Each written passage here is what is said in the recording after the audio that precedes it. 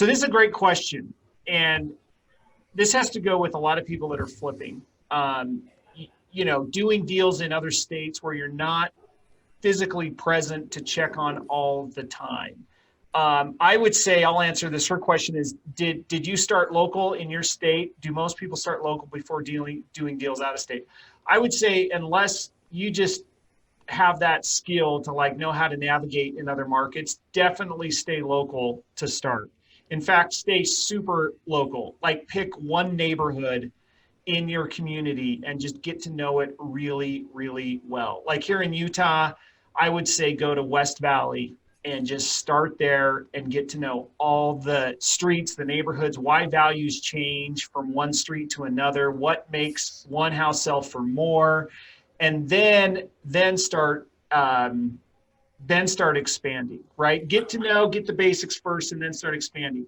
Now, Scott, you have a benefit where you know two neighborhoods pretty well. When I say neighborhoods, I mean states, right? You grew up in Kansas, so you're going back to Kansas to invest, but it's not like you're all of a sudden going to Florida, right? You have a familiarity with Kansas and that market. And so maybe speak to that a little bit. Yeah, that's a great, and that was Audrey.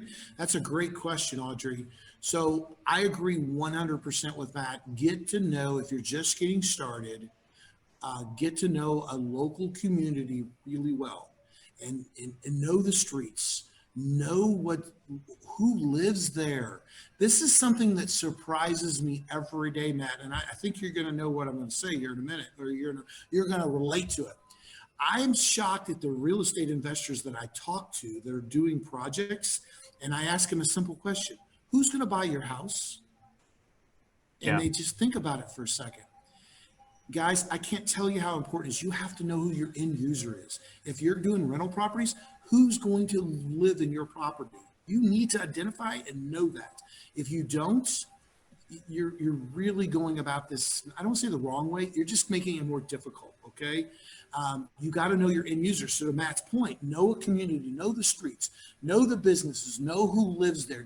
Are they factory work? Are they blue collar? Are they white collar? Is it millennials? Is it professional people? Is it more seniors?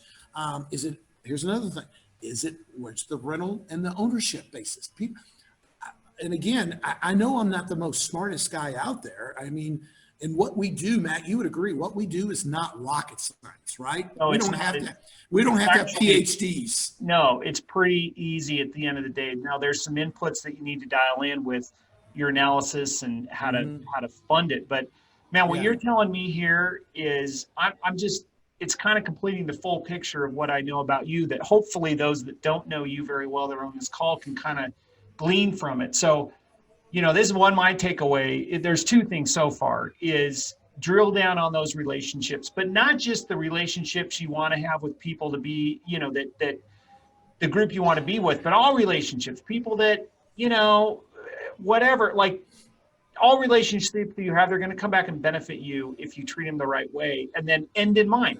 You're not just thinking about how that house is going to look as far as aesthetics, what kitchen countertops, but you're thinking about who is actually going to move into this thing. And I think that helps you create a product that is that much more marketable, desirable, and ultimately profitable as well.